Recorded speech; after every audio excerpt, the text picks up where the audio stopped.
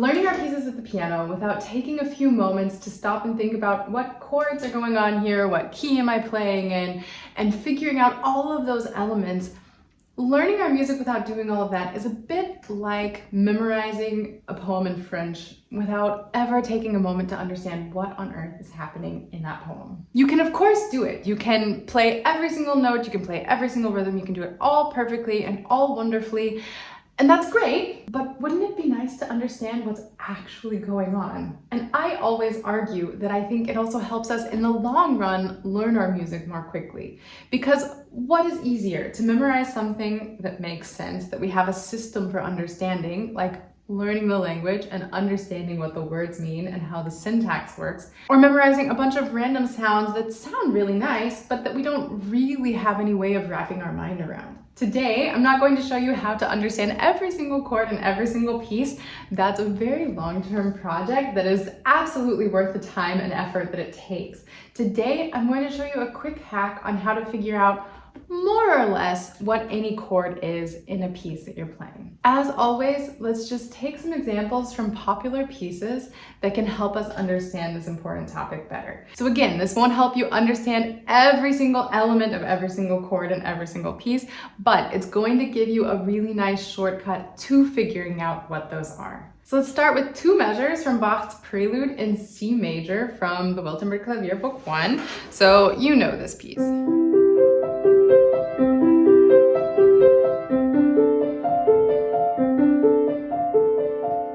We're just gonna go that far. We will start with the first measure just for example's sake. So what you're going to do is you're going to take the chord or the spot or the measure or whatever in question, and you're going to take all of those notes and play them at the same time. So then we have C, E, G, C, E. And we're going to get rid of any duplicates. So I have two E's and try to keep them as close together as possible. So I'm going to get rid of this E. Then we have C, E, G, C. I'm gonna get rid of this C also. And this works out really nicely that it's all in thirds and I have C, E, G. Once you get a chord into a stack of thirds, that means you've found the root position. You don't have to put chords into the root position to understand what they are, but when you're new to the process, it's a lot easier because it just means, root position means that the root of the chord, aka the name of the chord, is the bottom note. And so then we have C, E, G. Since we're all in thirds, this has to be a C chord. It just so happens that this is C major. Next week, you'll see a much more detailed tutorial on how to figure out if a chord is major, minor, or augmented or diminished, and that will really walk you through how to figure out that. For today, we're just figuring out how to find the basic elements of the chord and how to find the root of that chord so that we're really confident this is the name of my chord. Then from there, let's look at the next measure. So it goes. So again, we're going to get rid of all duplicates. So I have an extra D. I have two Ds, so we can get rid of D. Then we're left with C, A, D, F. Notice none of these are duplicates, so we have four individual notes, four different notes. And I'm gonna take the C up here so that it's kind of in the middle so that everything's a bit closer together. Now you'll notice we don't have thirds everywhere in this chord. It's mostly thirds. We have a third on the bottom, a third on the top, but then in the middle, these are just a second apart. So that means that A is not the root of this chord. This is not any sort of A chord. That means we have to do a little bit more hunting. And what we can do is we can always invert our chords, which just means taking the top note to the bottom or the bottom note to the top. I'm gonna take that top note down to the bottom. So then we're going to have F, A, C, D. We still don't have all thirds. We still have the second up on the top with two stacks of thirds on the bottom. So I'm going to take the D down to the bottom also. And notice now we have D, F, A, C. And since it's all thirds, D to F is a third, F to A is a third, A to C is a third.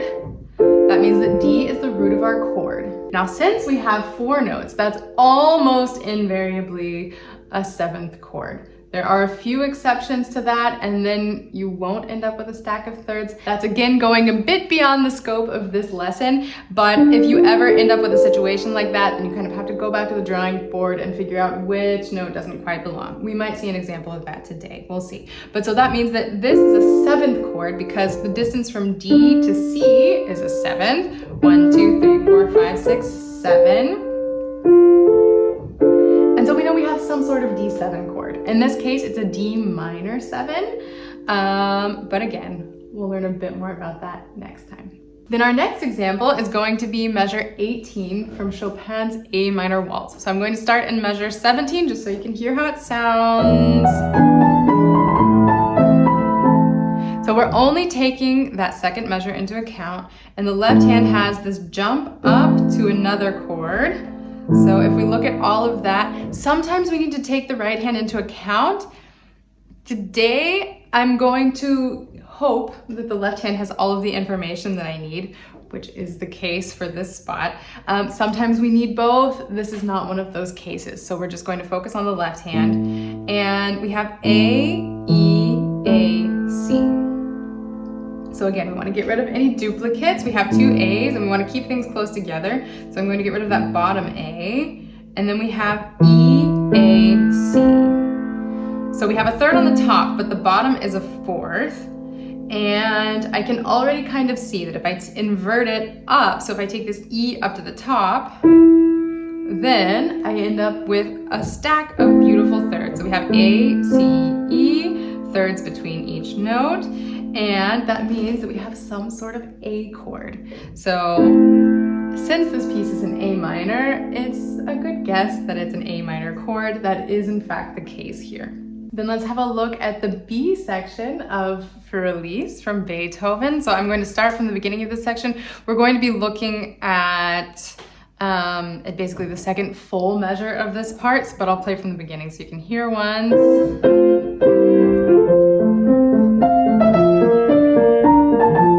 So up until there, that was actually a little too far.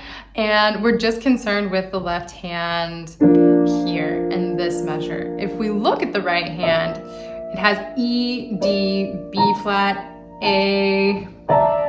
This, with 2 sets of seconds inside of a chord, is very unlikely. Then you have to learn how to filter. You can kind of start to filter based on what you find in the left hand. For now, I'll just tell you the notes that belong to the chord are D and B flat, and the left hand is playing F, B flat, D. And so you'll notice both of these are in the left hand, which is another very good sign that those are the notes that belong to the chord. So we can get rid of these 2, and then we just have F, B flat, D. And then again, you can always invert going up or invert going down. And here I'm going to show you another little trick. So if you only have 3 distinct notes, 3 different notes within the chord, and you have a 4th and a 3rd, because if it's not all thirds, that's kind of our other option, unless they're stretched out farther apart. But once we've brought everything into the same octave, we're always going to end up with a 4th and a 3rd if it's not 2 stacks of thirds. The 4th is always the note that needs to move. So since this is the bottom note and we have this 4th on the bottom, I'm going to take that one up to the top, and then voila, we have a beautiful stack of thirds again. B flat, D, F, B flat to D is a 3rd, D to F is a 3rd. That's our chord. We have some sort of B flat. This is in fact a B flat major chord. Last but not least, let's have a quick glance at Chopin's E minor prelude. So we're not going to look at the first measure because that's an E minor chord and that's too easy, since our piece is in E minor. So I'm going to skip ahead a little bit, and the chord that we're looking at is D, F sharp, B. And it's nice and neat all together in one octave. So then based on that trick that I told you before, that the 4th is the note that needs to move. We have a 3rd on the bottom, a 4th on the top. Which note needs to move in this chord to find the root position so that we can see really clearly what our root is.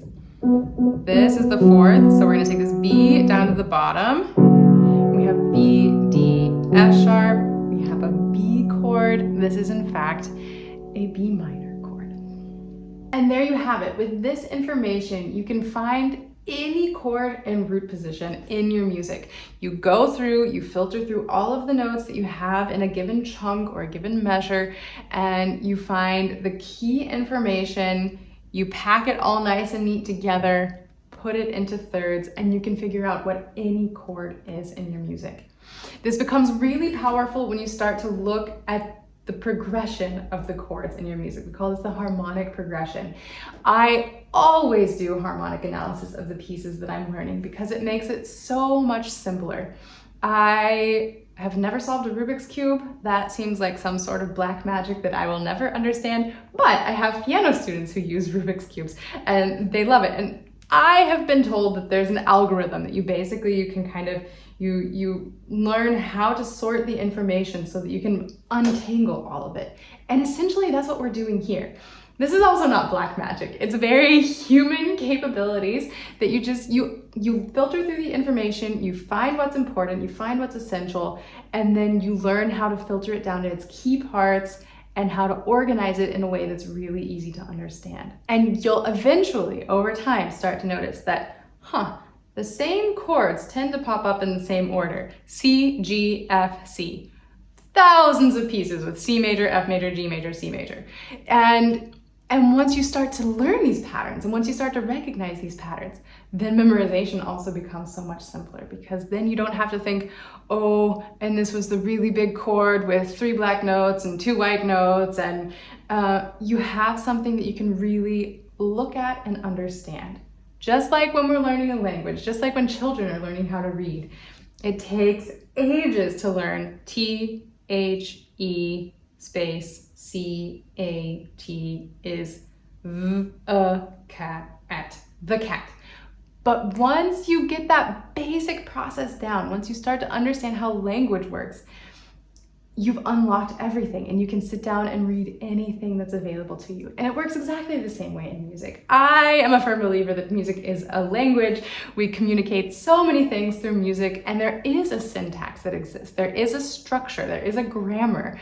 We call it harmony. And once you learn how to use these things to your favor, it's the key in the lock. It just makes everything click. It makes everything flow really smoothly, nice and neat. And all of a sudden, things start to make sense. So again, tune back in next week. If you haven't subscribed yet, please subscribe and ring the bell so you get a notification as soon as that video is online. And I'm really excited for you to start using these tools in your learning and your practicing, because for me, these are things that were a game changer. So if you have any questions about this, if you have any follow-up questions that you want me to address in a tutorial, let me know in the comments below. And as always, until next time, happy practicing.